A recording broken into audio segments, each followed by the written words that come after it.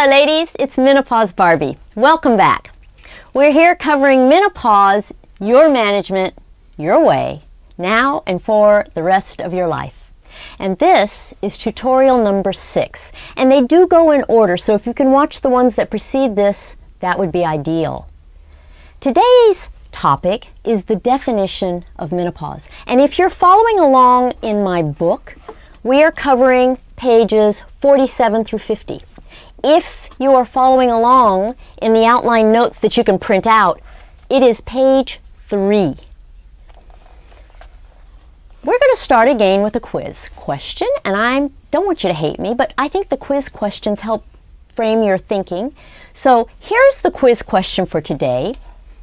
Menopause is, choice A, the result of a critically low number of eggs. Choice B, the opposite of puberty. Choice C, very similar to puberty.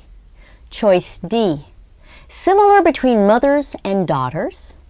Choice E, accompanied by only temporary signs and symptoms. F is all of the above. G is A and C above, and H is A, B, and C above. What do you think? The correct answer is H, A, B, and C above. Menopause is the result of a critically low number of eggs. It is the opposite of puberty, and it is very similar to puberty. Now you're probably thinking, how can it be the opposite of puberty and also be very similar to puberty? Okay, well, I told you that I'd be using strange props and models from time to time, and today is one of those days. You see, I will do whatever it takes to make sure you understand.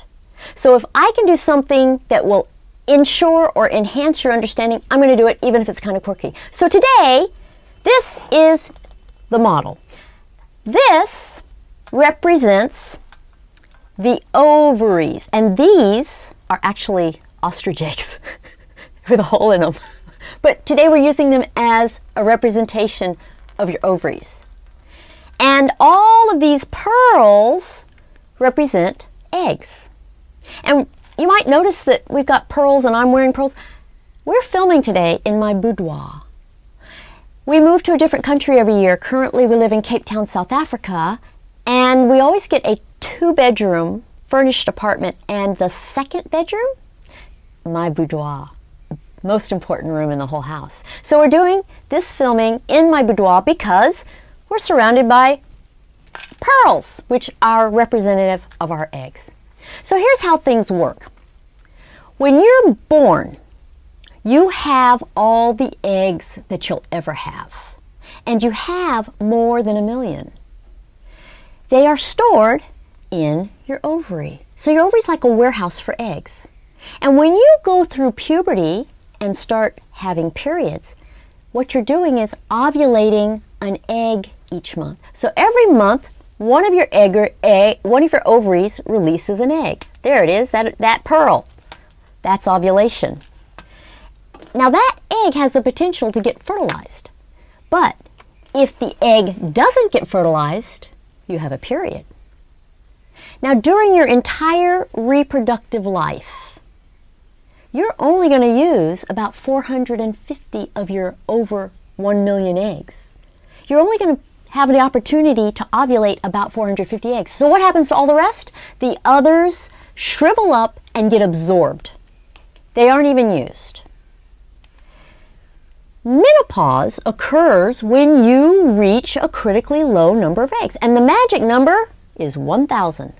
So you go from your more than 1 million down to 1,000 after using only 450, and boom, your ovaries say, time to close down the warehouse. We have a low inventory. We don't have enough eggs to stay in business. So your ovaries go out of business.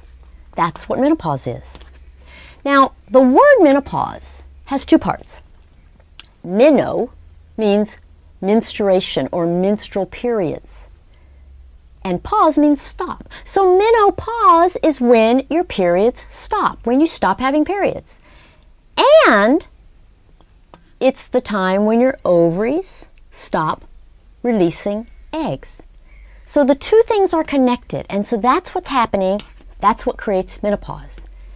Now, I like to think of menopause a little differently. I like to think of menopause as puberty in reverse. Because, you know, puberty is where you enter your reproductive years, and menopause is where you exit your reproductive years. So if your reproductive phase of life has a beginning and an end, one is puberty and one is menopause. If you had a light switch that represented your reproductive life, puberty would flip it on and menopause would flip it off. Now, when you think of puberty, you know there's all these physical changes that we go through. Of course, we grow boobs, and I think we all kind of like that, right? We also grow pubic hair and axillary or armpit hair. And the big thing is we have our first period. Of course, going along with all that, we get the acne, there's some weight gain, and cravings for carbohydrates. Have you ever looked at the plate of a kid going through puberty? It's all white. I mean, all they have on a plate is potatoes, rice, pasta, and bread. It's all white. Carbohydrates, that's what they want. And they need tons of sleep. It is so hard to get a kid going through puberty to wake up early in the morning. They need to sleep. And what about the emotional roller coaster? You know, this is when your kid starts doing things that you think, boy, she used to be so sweet and kind, and all of a sudden, they're emotionally completely unstable. And of course, with all that, there are many conflicts in their relationships. Think back about your own puberty. Was it fun? Was it wonderful?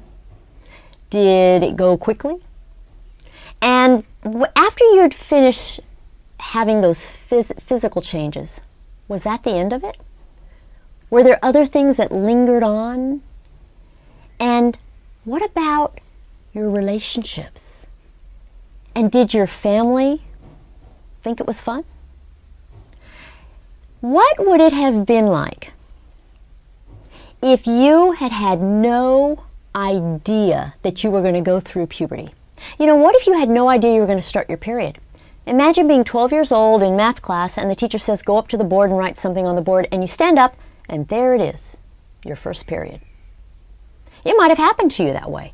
And if it did, I bet you recall it as one of the most horrific moments in your life.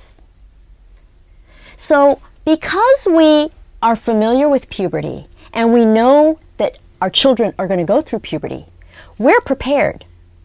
And we prepare our daughters for puberty. Why then?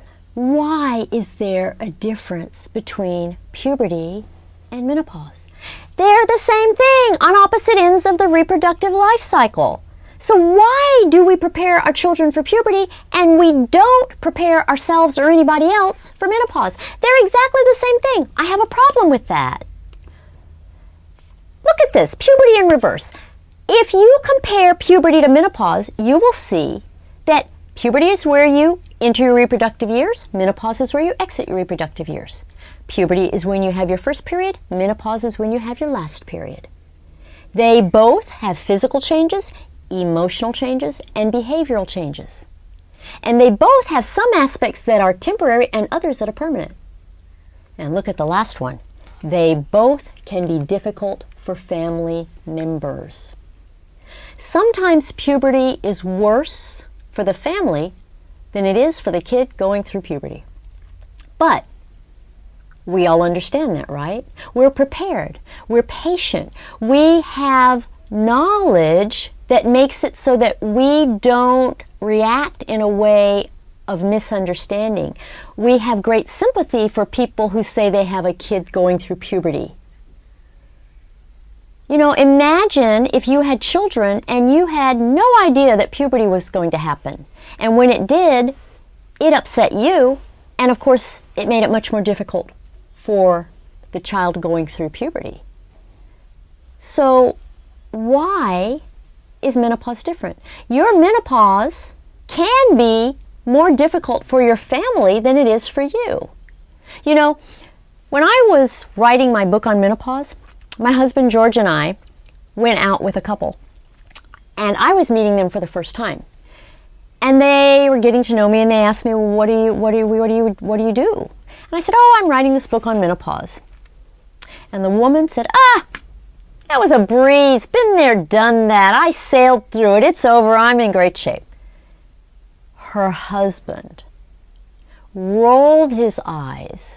He threw his head back, and he almost fell off the chair as he said, oh my God, it was the most difficult thing I have ever been through in my life. You see, sometimes it's the family who suffers.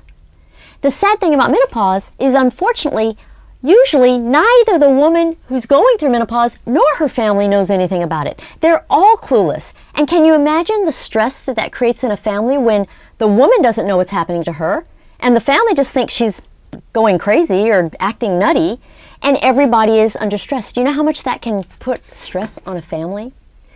And in many situations, there is menopause and puberty going on in the same family. Think about it. The age ranges are pretty set up just right for puberty and menopause to be happening at the same time in a single family. So ladies, I am here to make sure that you don't have an experience with your menopause like the kid who has an experience with a first period that they don't expect. I don't want you to be the kind of person who faces menopause and has no idea what's happening to you. So the most important thing we do is lay the foundation of recognition so that you know what menopause is. And that way, you can be prepared for it, and then you can prepare your families for it. So the whole idea behind these tutorials is to make things smooth for you and everyone around you. That's where we'll stop today, and I'll pick it up in the next time. And please subscribe, because that'll give you an email that tells you that the next video is ready, and then you won't miss any, and you can do them in order.